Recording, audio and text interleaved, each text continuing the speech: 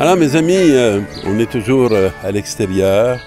Moi, j'ai la joie de pouvoir voir quelques enfants dans la cour d'école qui signifie cette vie que nous partageons. Et puis les oiseaux qui chantent, ça fait 2 semaines que ça m'impressionne de sortir puis d'entendre. Pendant l'hiver, j'entends mon oiseau à moi qui est dans les appartements.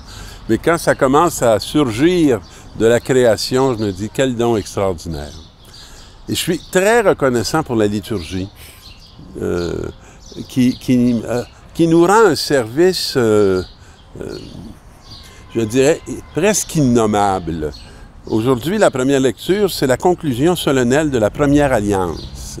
Alors, vous comprendrez, là, qu'on remonte dans le temps, là, à peu près 4000 ans à l'arrière, et les textes vont nous parler de sang. Alors, c'est sanguinaire un peu, mais on va essayer d'en saisir toute la portée, hein, parce que ça a de l'importance pour nous. Alors, en descendant du Sinaï, Moïse vint rapporter au peuple toutes les paroles du Seigneur et tous ses commandements. Alors, c'est lui qui a le privilège, on va dire, de faire cette rencontre du Seigneur et de recevoir les paroles. Mais il ne les reçoit pas pour lui. Hein? Ce n'est pas un privilège dans le sens que comme s'il est mis à part pour recevoir un cadeau parce qu'il est un préféré. Non, c'est parce qu'il y a un service à donner à un peuple. Et c'est un peu la réalité de chacune de nos missions, à nous. Et le peuple répond d'une seule voix, toutes ces paroles que le Seigneur a dites, nous les mettrons en pratique. On voit que leur cœur semble bien disposé. Hein? Ils ne veulent pas résister. Moïse écrivit toutes les paroles du Seigneur et le lendemain matin, il bâtit un autel au pied de la montagne.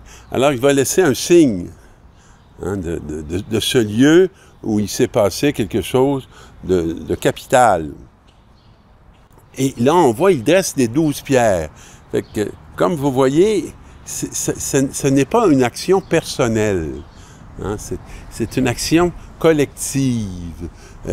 Ou même si lui a ce privilège, il le fait dans la conscience que c'est pour ceux qui lui sont confiés qu'il reçoit cette nouvelle. Alors, il chargea quelques jeunes Israélites d'offrir des holocaustes et d'immoler au Seigneur de jeunes taureaux et sacrifices de paix. C'est un peu tout je dirais, les origines de l'Eucharistie, qui va prendre une forme que nous, on va connaître, mais 2000 ans après. Mais elle commence à se déployer. Alors, il dit, tout ce que le Seigneur a dit, nous le mettrons en pratique et nous obéirons. Bon. Et Moïse prit le sang en aspergeant le peuple et dit, voici le sang de l'Alliance. Alors, ce lien qui est créé, ben, c'est dans le sang de Jésus que ça se fait. C'est pas dans notre sang. C'est pas nous qui avons eu à donner notre vie. C'est Dieu qui a pris l'initiative. Puis, et ici, c'est évidemment pas le sang de Jésus. Ici, ben, c'est ce qui préfigure hein, ce qui va venir. Et le Seigneur a conclu avec vous. Alors, mes amis, on n'est pas enfermés dans une alliance. On a la grâce d'une alliance. Et ça fait longtemps que Dieu dit aux hommes hein, qu'on est pour lui précieux. Précieux au point de donner la vie de son Fils unique. Dans la deuxième lecture, ben là, on est dans un texte du Nouveau Testament et ça va être une image qui continue à se déployer. L'attente de son corps est plus grande et plus parfaite que celle de l'ancienne alliance. Ah! Et là, c'est beau comme expression. L'attente de son corps. Et son corps, c'est nous.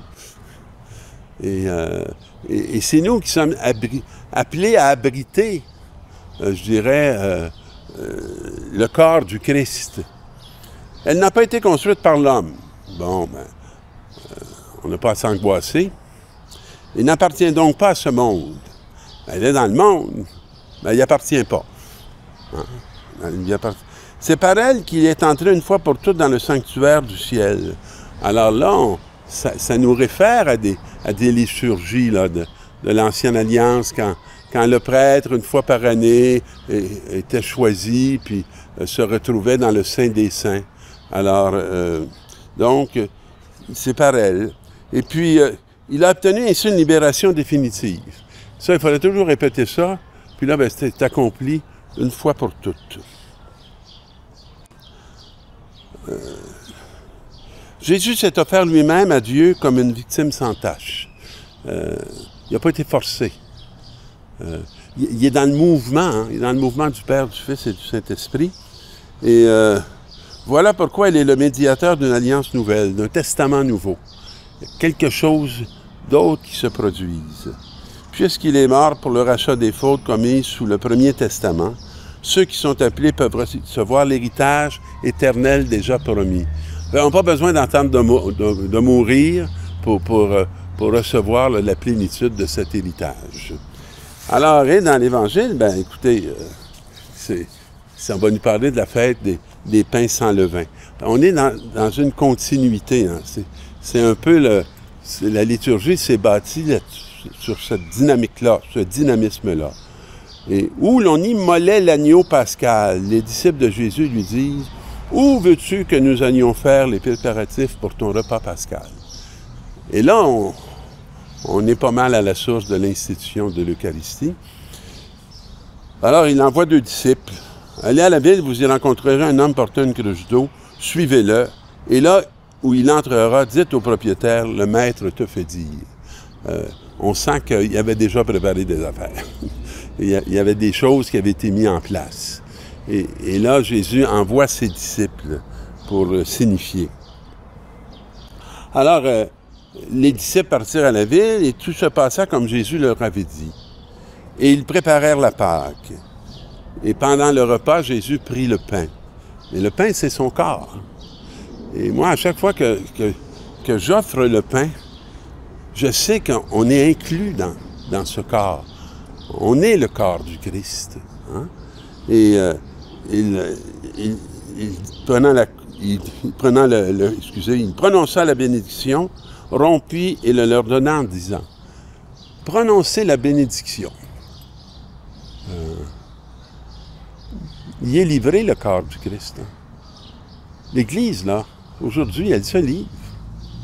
Mais est-ce que ceux qui le prennent et qui le reçoivent prononcent la bénédiction? On entend parler qu'elle est une malédiction, finalement. Bon. Alors, peut-être qu'il y a des membres du corps qui n'étaient pas si membres du corps que ça et qui ont trompé, hein, qui ont louvoyé. Mais l'Église, elle a été pour nous, en tout cas, pour moi, une bénédiction. Puis elle a été une bénédiction pour notre monde, pour le Québec. Alors, puis il leur donna en disant, « Prenez, ceci est mon corps. » Et vous savez, c'est prenez et mangez. Est-ce que je suis nourri par cette vie d'Église, hein, qui s'est développée sur tous ces siècles dans notre coin de planète. Puis, prenant une coupe et rendit grâce. Il dit merci. Mais la coupe, il la donne et ils en burent tous. Vous savez, moi, je m'abreuve à la table eucharistique, mais tout au long de la journée, moi, je m'abreuve avec le peuple de Dieu que je rencontre, les gens vers qui Dieu m'envoie, puis vers qui moi, je suis envoyé par Dieu. Puis, j'expérimente toutes sortes de situations qui n'appartiennent pas d'abord à ma réalité, mais qui appartiennent à la leur. Et est-ce que je suis capable de bénir pour cette réalité-là? Alors, répandu pour la multitude. Les projets de Dieu, là, ils ne sont pas à courte vue, hein? Ils sont très répandus pour la multitude. Alors, je ne boirai plus du fruit de la vigne jusqu'à ce jour où je boirai un vin nouveau dans le royaume de Dieu. pour moi, le vin nouveau qui va être bu, ben c'est tous ces témoignages de chrétiens qui vont être allés au bout à la suite de Jésus et qui vont eux aussi être entrés dans cette alliance, vont être incorporés, se sont incorporés à l'alliance et c'est la nouvelle coupe et l'action de grâce parce que les temps sont accomplis. Après avoir chanté les psaumes, ils partirent pour le monde des Oliviers. Alors, mes amis, c'est très bon qu'on puisse perpétuer ça dans notre vie et même notre vie quotidienne.